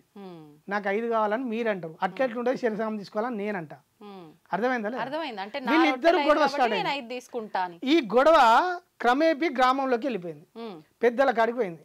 పెద్దల కాడికి పోయినప్పుడు ఆ గ్రామంలో ఉన్న గ్రామ పెద్ద రాజు అనుకోండి, ఈ పంచాయత్ చూసి సగం తీసుకోమంటే ఇతని కోపం, 5 తీసుకోమంటే ఇతనికి కోపం. ఈ పంచాయతీ ఎవరు చెప్పినా తీర్మానం చేయాలి. ఆ గ్రామంలో ఉన్న రాజు ఏం చేస్తాడంటే అరే పలానా వ్యక్తి ఆయన నీతిగా చెప్తారా ధర్మాత్ముడు ఆయన రమ్మని పో అని చెప్పి తోలుకొస్తాడు. తోలుకొచ్చి ఈ పంచాయతీ అన్ని విన్న తర్వాత ఇది కొంచెం గందరగోళంగా ఉన్నది నేను రేపు చెప్తా అని అంటాడు. రేపు చెప్తా అని ఇంటికి వెళ్ళి పడుకుంటాడు. పడుకోగానే ఆయనకు డ్రీమ్లో వస్తుంది ఎందుకు ఇన్ని తీర్మానాలు చేసినావు ఏ చిన్నది మిస్టేక్ చేయలే. అప్పుడు ఏం చెప్పి డ్రీమ్లో ఈ 5 రొట్టెల వ్యక్తికి 7 బంగారు నగలు ఇయ్యి 3 రొట్టెలైనకు ఒకటే బంగారు నగ ఇయ్యి అని డ్రీమ్లో చెప్పిపోతాడు గాడ్. ఎందుకని అట్లా చెప్తాడు. ఇక్కడ ఇక్కడ వస్తాడు. ఇక్కడికి వచ్చి తీర్మానం చెప్పే క్రమంలో ఇక్కడికి వస్తాడు. చెప్పే క్రమంలో ఈయన ఇక్కడికి వచ్చినాక మామూలుగా శరిసగం తీసుకుంటే గొడవ, 3 ఇవ్వమంటే గొడవ అయింది. ఇప్పుడు వీనికి 7 ఇచ్చి వీనికి ఒకటే ఇస్తే గొడవ కదా, ఇంకెందుకు కాదు ఇంకా పెద్ద గొడవ ఇంకా పెద్దగా అవుతుంది. అప్పుడు ఈయన పిలుస్తాడు. నువ్వు ఎన్ని రొట్టెలు తెచ్చినావు అంటాడు. 5 తెచ్చినా అంటాడు. ఒక్కొక్క దాన్ని కడియేస్తే ఎన్నైనా అంటాడు. ఒక్కొక్క దాన్ని కడియేస్తే 5 ఇంటి ఎన్నైనా మేడం 15. ఆయన ఎన్ని తిన్నాడు మేడం? ఈయన 8 తిన్నాడు. 7 ఎవరికి ఇచ్చారు? 7 అతనికి ఇచ్చారు, ఆ ధనవంతునికి ఇచ్చారు. ఇంకో వ్యక్తిని పిలుస్తాడు. నువ్వు ఎన్ని తెచ్చినావు? 3 రొట్టెలు తెచ్చినావు. నువ్వు ఎన్ని కడి చేస్తే 9 అయినాయి. నువ్వు ఎన్ని తిన్నావు? 3 తిన్నావు. 8 తిన్నాడు. ఎన్ని మిగిలినవి? ఒకటే. సో నువ్వు ఇచ్చిన దానికి ఫలితం నీకు దక్కుతుంది, తన ఇచ్చిన దానికి ఫలితం తనకు దక్కుతుంది. క్లారిటీ ఉందా లేదా? సో మన లెక్కలు వేరు, గాడు లెక్కలు వేరు. కర్మ ఇంటెన్షన్లో నువ్వు ఎటువంటి ఉద్దేశంతో చేస్తున్నావు, ఎంత రోల్లో ఉన్నావు. ఇప్పుడు మనం ఒక జీవ హింస చేస్తాం. ఇప్పుడు ఫర్ ఎగ్జాంపుల్ మేకనికి వస్తాం, ఒక సోక వస్తాం. అందరు ఏమనుకుంటారంటే కోసేవానికి కర్మఫలం అనుకుంటుంది, తినేవానికి అంటుకుంటుంది ఫలం. ఎట్లా? కారణం వీడైంది, రీజన్ ఎవడు, కారణానికి ఫలితం అంటుకుంటుంది. మరి వాడు కొయ్యందే మనం తినం కదా. లేదు, వాడు ఎందుకోసం కోసాడు? మనం తినడం కోసమే. అంటే వాడు బిజినెస్ కోసం వాడు లేదు నీకు అట్లా అనిపిస్తుంది. అట్లా ధర్మం సిస్టమ్ వేరుంటది. ఇప్పుడు వీళ్ళిద్దరు 5 రొట్టెలు నాకు ఆశించిండా? లేదు. సో జరిగిందా లేదా? ఆశించినా ఆశించకున్నా. కానీ వాడు కూడా కావాలని ఎవరో వస్తారు, వాళ్ళకి పెడతాము, ముగ్గురం ఉంటాము అంటే మన మైండ్లో ఏమున్నది, బిజినెస్ అవుతుందనే కదా. వేరే వ్యక్తులు ఉంటేనే కదా వాడు కోసేది. నాకు బిజినెసే కాదు అనుకుంటే వాడు ఎందుకు హింస చేస్తాడు? ఓకే, అంతే కదా. అంటే లెక్కలన్నీ చాలా పర్ఫెక్ట్గా ఉంటాయి, ఏ చిన్న మిస్టేక్ రాదు అనుకుంటాం. నోటిలో చిన్న మాట కూడా వృధా కాదు. అంటే మనం ఏది ఇస్తే అది తిరిగి వస్తుంది అనడానికి మేడం ఒక చిన్న రహస్యం చెప్తా. మన అవుట్పుట్ నిరంతరం పొద్దున లేచి నైట్ పడుకునేదాకా మన అవుట్పుట్ ఎటువంటి మాటలు వెళ్తున్నాయి, ఎటువంటి థాట్స్ బలంగా వెళ్తున్నాయి, ఎటువంటి చర్యలు బలంగా జరుగుతున్నాయి, అన్నింటికీ ఫలితం సృష్టించబడుతుంది. అదే నీ మొత్తం అవుట్పుట్ ఏం జరుగుతుందో నీ అవుట్పుటే నీ జీవితం. ఇదే ఫైనల్. ఇది ఒక్కటి బాగా అర్థం చేసుకుంటే జీవితం చాలా ఆనందంగా, ఆ ఎరుకను పెంచుకొని కర్మలు చేస్తే హ్యాపీగా ఉంటాడు మనిషి. కానీ మీరు అన్నంత ఈజీ ఏం కాదు. అందుకే ఎరుక పెంచుకోవాలి మేడం, సంకల్పం వాడుకోవాలి. ఇక్కడ నీకు సంకల్పం ఉంది కదా, ఫ్రీ విల్ ఉంది కదా, ఫ్రీ విల్ని పట్టుకొని స్ట్రాంగ్గా నిర్ణయం తీసుకొని నేను సత్కర్మ చేసుకుంటూ పోయినప్పుడు నాకు రావాల్సింది నేచర్ ఇస్తుందని అనుకున్నప్పుడు నేచర్ మోసం చేయదు కదా. ఒకవేళ ఒక వ్యక్తి మేడం మీకు ఒక చిన్న రహస్యం చెప్తా. ఈ మధ్యలో నాకు టీచర్ వచ్చిండు, గవర్నమెంట్ టీచర్ వచ్చిండు. ఆయనకు 1,50,000 జీతం. నా దగ్గరికి వచ్చిండు. జీతం 1,50,000, ఆ కుటుంబం ఎంత బాగుంటుంది, అంత హ్యాపీగా అన్నీ ఉంటుందా లేదా? సో పిల్లలు చదువుతున్నారు, మంచి చదివే దశకు వచ్చేసరికి ఇల్లు కట్టుకున్నాడు, అంత కంఫర్ట్గా ఉన్నాడు. మంచి టీచర్లు ఎక్కడ సిస్టమేటిక్గా ఉంటారా లేదా, ₹1 కూడా మిస్యూజ్ చేయరు. సో ఈయనకి ఏం పుట్టిందంటే ఒక బుద్ధి పుట్టింది. బ్యాడ్ జోన్ ఎంటర్, అంటే కర్మ పూర్తి అయిపోయింది, పుణ్యం పూర్తి అయిపోయింది, బ్యాడ్ ఎంటర్ అయింది. బ్యాడ్ ఎంటర్ అయినప్పుడు ఏమైంది అంటే ఈ డబ్బులు సరిపోతలేవు, పిల్లలు చదువులకు పెరిగిర్రు, ఇంకా డబ్బులు కావాలని ఏం చేసిండంటే ఒక చిట్టి వేయడం స్టార్ట్ చేసిండు. చిట్టి వేయడం స్టార్ట్ చేసినప్పుడు ఏమైందంటే ఒక గ్రూప్ ఆఫ్ పీపుల్ అయితే ఒక 20 మంది చిట్టి ఎత్తారు, అంటే ఈయనకు ఒక చిట్టి మిగులుతుంది, కొంత డబ్బు మిగులుతుంది. బిజినెస్ స్టార్ట్ చేసిండు, అందులో కొంత వస్తుంది అని చేసి స్టార్ట్ చేసిండు కదా, బుద్ధి అటువైపు లాక్కెళ్ళింది, స్టార్ట్ చేసిండు. ఇట్లా 1 పోయింది, 2 పోయినాయి, 3 పోయినాయి, 4 పోయినాయి, ఒక 6-7 చిట్టీలు స్టార్ట్ చేసింది. ఈ క్రమంలో కొంతమంది డబ్బులు అందని వాళ్ళు ఉంటారు కదా, వాళ్ళు కట్టడం మానేసారు, కొంతమంది కట్టలే. ఈయన ఏం చేసిండు, ప్రపంచంలో దృశ్యం చూస్తే ఉద్యోగి, మంచి పేరున్నది, ఇప్పుడు మీరు ఎత్తుకున్నారు, వాళ్ళు డబ్బులు ఇవ్వాలి, ఎట్లా ఇవ్వాలి? నాకు వాడు ఇస్తలేదంటే నమ్మడు కదా, అవును. అరే నమ్మడు. సో ఈ క్రమంలో ఏం చేసిండంటే తన సొంత డబ్బులు ఇవ్వడం స్టార్ట్ చేసిండు ఎత్తుకున్న వాళ్ళకు. వీళ్ళు ఎప్పుడో ఇస్తారు అని. ఈ కాలక్రమంలో ఒక 5 సంవత్సరాలు గడిచిపోయింది. ఈ 5 సంవత్సరాల కాలం ఏమైందంటే 2 కోట్ల పోయింది. ఇప్పుడు ఈయన జోన్ ఎట్లా అయింది, ఎంత గందరగోళంగా ఉంది. అదే బ్యాడ్ టైంలో స్టార్ట్ చేశాడు ఆయన, స్టార్ట్ చేసిన. సో అదే ప్రాథమిక దశలో ఈయనకి ఈ జ్ఞానం వస్తే వచ్చిన దానిలో కొంత సేవ ఉపయోగించినప్పుడు ఈయన పుణ్యం పెరిగినప్పుడు ఆ డైరెక్షన్లో వెళ్ళకపోవు కదా, ఈయన గుడ్ జోన్లో ఉండేటోడు కదా. అది ఓకే. అంటే ఇక్కడ మళ్ళీ అంటే జ్యోతిష్యాన్ని తీసుకురావాల్సి వస్తుంది. అంటే కొన్ని సందర్భాల్లో మనకి ఏదైనా బిజినెస్ స్టార్ట్ చేయబోతున్నాం, ఏదైనా పని ప్రారంభించబోతున్నాం అన్నప్పుడు నీకు ఇప్పుడు బ్యాడ్ టైం నడుస్తుంది, వద్దు నువ్వు ప్రారంభిస్తే అంత లాస్ అని అంటారు.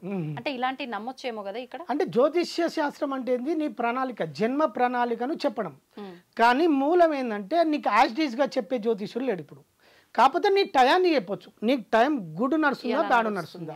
బ్యాడ్లో ఉన్నప్పుడు నువ్వు స్పందించకు, దేనికి స్పందించకు. ఎప్పుడైతే స్పందించినవో అలా ఇరుక్కపోతాడు, ఆ పరిస్థితుల్లో ఇరుక్కపోతాడు, బయట పడలేడు, పడనీయది. ఇప్పుడు మీకు ఒక 10 లక్షలు అప్పు చేసిరు మేడం, ఇప్పుడు అవి కట్టడానికి ఏమి చేస్తారు, మీకు వేరే ఆప్షన్ లేదు, ఇంకో దగ్గర తీసుకోవాలి. ఇట్లా చైన్ తిరుగుతూ ఉంటుంది. తిరిగేటప్పుడు ఎప్పుడు మేల్కొంటాడు తెలుసా, ఇది వీని ఏ ఆధారం లేనంత వరకు ఈ జోన్లో ఉంటాడు, అప్పటికి తలసిమప్పుడు అవుతుంది, ఇంకా బయటికి రాలేడు. అందుకనే ఎప్పుడైతే స్పందనలో ఇరికినమో జీవితం గందరగోళంలో పడుతుంది. అంటే ఇందాక మీరు అన్నట్టు ఆ కర్మ ప్రవాహం అనేది ఇలా తీసుకెళ్లాల్సింది ఉంది, కానీ ఆయన గనక ఒక నిశ్చలమైన సంకల్పంతో ఉంటే వద్దు ఈ బిజినెస్ నాకు అనిపించి ఆగిపోయి ఉంటే ఇదంతా జరగకపో. అంటే మన చేతుల్లో ఉంది, మన లైఫ్ సేఫ్ జోన్లో ఉంటుంది ఆ టైంలో. అది ఇప్పుడు నేను దానికి కొంతమందికి చెప్పడానికే నా ప్రయత్నం. అలా మీరు చెప్పి వాళ్ళ లైఫ్ లో చేంజ్ అయిన వాళ్ళు ఉన్నారా? ఉన్నారు. ఎంతమంది ఉండొచ్చు అట్లా? అంటే నేను ఇప్పుడే జస్ట్ నేను మార్కెట్ ఇప్పుడు బయటికి వచ్చి ఒక 4-5 నెలలే. అంటే అంతకుముందు కనబడకుండా నా దగ్గరకు వచ్చిన వాళ్ళకి చెప్పిన, ఇప్పుడు నేను మీడియా ముందకంగా చాలా మందికి అవగాహన కల్పిస్తున్నా. కొంతమంది బ్యాడ్గా ఇక్కడ లాస్ అయిన వాళ్ళు వచ్చారు నా దగ్గరికి, ఇలా బిజినెస్ విషయంలో ఇట్లా చాలా మంది. ఈ లాంగ్ అంటే చాలా డెప్త్గా లాస్ అయిన వాళ్ళు వచ్చింది నా దగ్గర, కోట్లలో లాస్ అయిన వాళ్ళు వచ్చారు. సాల్వ్ చేశారా మీరు సమస్యను? చెప్పిన సాల్వ్ చేయడం కాదు, వాళ్ళను ఎలా బయటపడాలనో చెప్పిన, ఎలా బయటపడతారు, ఏం చేస్తే బయటపడతారు. సో మీరు ఏం చేస్తే జీవితం మారడానికి అవకాశం ఉంటుంది. సో అట్లా నేను కొన్ని చెప్పడం వల్ల ఏమైందంటే వాళ్ళ లోపల ప్రాథమిక దశలో కొంచెం బాధ నుంచి బయటపడ్డారు. అంటే ఇమ్మీడియట్లీ ఇప్పుడు మనం సో మెల్లగా స్లోగా ఆ బాధ నుంచి బయటపడ్డప్పుడు మెల్లగా ప్రయత్నాల వల్ల కొంచెం సేఫ్ అవుతారు. సేవ్ అయినప్పుడు కాలక్రమాన అది పెరుగుతూ ఉంటుంది. ఓకే. ఇప్పుడు మీరు చెప్పినట్టుగా తీసుకుంటే ఎక్కువగా భగవంతుని నమ్మే వాళ్ళు కూడా కొన్ని విరుద్ధమైన మాటలు మాట్లాడొచ్చు. అంటే ఇప్పుడు మీరు చెప్పినట్టుగా మనం పొద్దున్న నుంచి నైట్ వరకు మనం చేస్తున్న ప్రతి పని పైన ఒక అవగాహన, ఏం చేయాలన్న ఆలోచన కరెక్టా కాదనే ఒక క్లారిటీ ఇంపార్టెంట్. అవి 3 కరెక్ట్ గా ఉంటే మనం అలా కొట్టుకొని పోవాలా, లేదు ఇలా ఒడ్డున ఉండాలా అనేది మన చేతుల్లో ఉంది. మరి భగవంతుడి పని ఏంటండి ఇక్కడ? మనమే అన్ని క్రియేట్ చేసుకుంటే అసలు మన జీవితానికి భగవంతునికి సంబంధం లేదు. ఎందుకు లేదు? ఎందుకుంటది? ఆల్రెడీ ఆయన క్రియేట్ చేసి పెట్టిండు కంపెనీ. ఎవరు రన్ చేస్తారు ఇక్కడ? సిస్టమ్ రన్ చేస్తుంది, సృష్టి జరుగుతుంది. ఆయన CEO సాక్షిభూతంగా అక్కడ ఉన్నాడు అంతే. యజమాని గ్రౌండ్లోకి దిగుతాడా? రాడు. అంతే. ఆయన తయారు చేసి పెట్టిండు. ఆయనే సాక్షిభూతంగా సృష్టి జరుగుతున్న ఈ ఆటను గమనిస్తూ అట్లున్నాడు. గర్భగుల్లే భగవంతుడు చలించకుండా ఎట్లున్నాడో ఈ జగత్తులో మన లోపలనే ఉండి ఈ ఆటను గమనిస్తూ సాక్షి రూపంలో చూస్తూ ఉన్నాడు ఆయన. ఇది ఆట అనొచ్చా, మాయ అనొచ్చా? నేను ఆట అనుకుంటా, మీరు మాయ అనుకుంటారు. అంటే ఇంకా మీరు అన్న తెలిసిన వానికి ఆట, తెలియని వానికి మాయ. అందుకే తెలిసితే మోక్షము, తెలియకున్న బంధం అంటారు అన్నమయ్య. దానికి వివరణ ఏ రకంగా? తెలియకున్న బంధం అంటే ఇప్పుడు ఒక వ్యక్తి ఇరుక్కపోతాడు కదా, అంటే పట్టుకున్నది అక్కడ, ఆ పట్టుకున్నప్పుడు వీడు బాధపడుతుండే, పెయిన్ ఫీల్ అవుతుండాలి. అంటే నువ్వు జ్ఞానాన్ని తెలుసుకున్న రోజు దాని నుంచి విముక్తుడివై ఇప్పుడు మోక్షాన్ని పొందుతావు. ఒక వ్యక్తి నన్ను వచ్చి ఒక 5 లక్షలు మోసం చేసిండు. మోసం చేసినప్పుడు నాకు సత్యం తెలుసు, నేను ఏదో గత కర్మ ఫలం వల్ల ఈ వ్యక్తి ఎంటర్ అయ్యిండు, వీడు మోసపోయినా పోయేది పోయింది, నా కర్మ ఫలం అని నేను అనుకుంటా. నేను తీసేసిన, దాంతో డిటాచ్ అయిపోయినా, ఫ్రీ అయినా. కానీ మామూలు వ్యక్తి ఏమనుకుంటాడు, వీడు వచ్చి నన్ను మోసం చేసిండు, వీడి వల్ల నా జీవితం నాశనం అయిందని చెప్పి నేను ఇంకా ఫీల్ అవుతున్నానా లేదా, ఆ దుఃఖం ఉందా లేదా, ఆ బంధంలో అంటే సమస్యను పట్టుకుని ఉన్నదా లేదా మన మైండ్. సో అది బంధం. ఓకే, అంటే అవన్నీ మనకి ఏవి తగలకుండా ఉండాలి అని అంటే స్ట్రాంగ్ గా ఉండాలి. స్ట్రాంగ్ గా ఉండాలంటే ఫస్ట్ మనని మనం తెలుసుకోవాలి. అది మళ్ళీ డిఫరెంట్ టాపిక్, అది మెడిటేషన్, ధ్యానము, ధ్యానంల పద్ధతులు, అది డిఫరెంట్ టాపిక్. ఓకే, ఇప్పుడు అంటే సపరేట్ అన్నారు ధ్యానము ఇవన్నీ. ఈ కర్మ ఇదంతా మనం ఏదైతే ఇందాక 3 సూత్రాలు అనుకున్నామో మన లైఫ్ ని నిర్ణయించబడేవి, అవన్నీ ఒక ప్రాసెస్, ఒక ఏకత్రాటిపైకి వచ్చి మనం కరెక్ట్ గా మన ఆలోచన ప్రకారం వెళ్ళాలంటే ధ్యానం ఉపయోగపడుతుంది అంటారా? ధ్యానం ఎందుకు, ధ్యానం వల్లనే నీకు జ్ఞానం వస్తుంది, ధ్యానం లేకుండా జ్ఞానం రాదు కదా. అయితే ఇప్పుడు మీరు చెప్పిన దాన్ని బట్టి ధ్యానం వల్ల జ్ఞానం వస్తుంది. జ్ఞానం వచ్చింది అని అంటే ఈ బంధాలలో చిక్కుకోకుండా మనం మోక్షాన్ని పొందుతాము. మీరు అన్నదానికి అర్థం అదేనా? అంటే ఇప్పుడు ఈ బంధాల్లో చిక్కుకోకపోవడము ఇవన్నీ ఉండాలంటే మనం ఒక ఆలోచన అనేది స్థిరంగా ఉండాలంటే ధ్యానం కంపల్సరీ. కానీ కొంతమంది చెప్తూ ఉంటారు, అంటే కొన్ని మార్గాలు ఉంటాయి, అది ధ్యానాన్ని ఎంచుకుంటావా, నామస్మరణ ఎంచుకుంటావా, లేదంటే భక్తి మార్గం ఎంచుకుంటావా, భగవంతుడి గురించి వినటమా, ఏం చేసినా కూడా అది మనం ఒక జ్ఞానాన్ని తెలుసుకోవటము, వినటము, అది ఏ రూపంలో అయినా కూడా ఓకే అంటారు కదా. అవును, ఓకే. మీరేమంటారు దాని గురించి? అంటే అన్ని పద్ధతులు, ఇప్పుడు మోక్షం అనేది డెస్టినీ ఫైనల్, అంటే మన ఎండ్ పాయింట్ అనుకుందాం. సో ఈ పరిణామ క్రమంలో విభిన్న దారులు అవి. భక్తి మార్గం అనేది పూర్తి సరెండర్నెస్, అంటే సమర్పణ భావంలో వెళ్ళిపోవాల్సింది. కానీ జ్ఞానం రాదు. ధ్యానం వల్ల జ్ఞానం వస్తుంది. జ్ఞానం వల్ల నీకు ప్రతి విషయం పట్ల స్పష్టత ఏర్పడి నీకు మూల చైతన్యం ఎలా పనిచేస్తుంది అనేది నీకు అర్థమవుతుంది. జ్ఞానం. కానీ భక్తి మార్గంలో పూర్తిగా దైవమే ఉంటాడు, తాను అనేది కోల్పోతాడు. అంటే అంతా ఆయన నడిపిస్తున్నాడు అనే ఆలోచన, అంటే నేను అనే అస్తిత్వం వదిలేసుకుంటాడు అక్కడ భక్తి మార్గంలో. అది వదిలేసుకోవాలి, వదిలేసుకోలేదనుకో మళ్ళీ అక్కడ అయిపోతాడు. ఓకే, అంటే మీ అన్వేషణ ఇది దాని గురించి మనం నెక్స్ట్ లెవెల్ ఒక చిన్న టాపిక్ చెప్తాం మేడం. జ్ఞానం వల్ల ఏమైందంటే మనలో పరిపక్వత దశకు వచ్చేసి స్టెప్ బై స్టెప్ ప్రతి విషయం పట్ల స్పష్టత ఏర్పడుతుంది. సో దానికి ధ్యానం గురించి ఒక సపరేట్ ఎపిసోడ్ పెడదాం. అంటే మనని మనం తెలుసుకోవాలి అని అంటే ధ్యానం మనకు ఉపయోగపడుతుంది. ధ్యానం ఉపయోగపడుతుంది.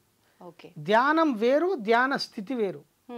ధ్యానం అనేది పద్ధతి చేయడం, ధ్యాన స్థితి రావడం అది మన చేతుల్లో ఉండదు. ధ్యాన స్థితి అంటే ధ్యానం అనేది ఒక ప్రాసెస్, ధ్యాన స్థితి అనేది దాని ఫలితం. అది ఇప్పుడు మనం నిద్ర రావాలంటే పడుకుంటాం, పడుకున్న తర్వాత నిద్ర సహజంగా వస్తుంది, అది మన చేతులు ఉండదు. సో ధ్యాన స్థితి అనేది నువ్వు మనసు లేకుండా అయినప్పుడు ఆ స్థితి ఎస్టాబ్లిష్ అవుతుంది. ఆ స్థితి వచ్చినప్పుడు మనం ఎట్లా ప్రిపేర్ అయి ఉంటాం, అది ఎట్లా జరుగుతూ ఉంటుంది, అది ఒక నెక్స్ట్ ఎపిసోడ్. తప్పకుండా అండి. సంతోషం అండి, నిజంగా చాలా మంచి విషయాలు అయితే మాట్లాడుకున్నాము. నిజంగా మంచి జ్ఞానం ఉంది. అంటే అనుకుంటారు కదా మనిషిని చూసి అంచనా వేయకూడదు అని చెప్పి, అది మీరు నిజంగా ప్రూవ్ చేశారు. ఇంత జ్ఞానం ఉందా అనే ఒక క్వశ్చన్ మార్క్ ఖచ్చితంగా మీరు క్రియేట్ చేస్తారు మిమ్మల్ని చూసిన వెంటనే. కానీ మీతో మాట్లాడితేనే తెలిసింది నిజంగా ఇంత జ్ఞానం ఉంది. అది మీతోటే స్టాప్ అవ్వకుండా నలుగురికి ఉపయోగపడేలా మీరు అందిస్తున్నారు. చాలా సంతోషం అండి. మీరు అన్నట్టుగా మరొక మంచి ఎపిసోడ్లో మరిన్ని విషయాలు మాట్లాడుకుందాం. Thank you madam. నమస్తే. మీకు అవకాశం ఇచ్చిన మీకు, మీ సిబ్బందికి ధన్యవాదాలు. తవ్వండి, తవ్వుతూనే శివలింగం సరే దాన్ని అట్లా కప్పేసేయండి, చూపించదండి. మూర్తి పూజ కాదు, సాక్షాత్ బ్రజేంద్ర నందన భగవాన్ ఉన్నారు మూర్తిలో. ఏమీ ఆశించకుండా ఆరాధించే వాళ్ళు కూడా ఉన్నారా ప్రభుజీ? నిజమైన భక్తి అంటే మనకు తెలియదు కాబట్టి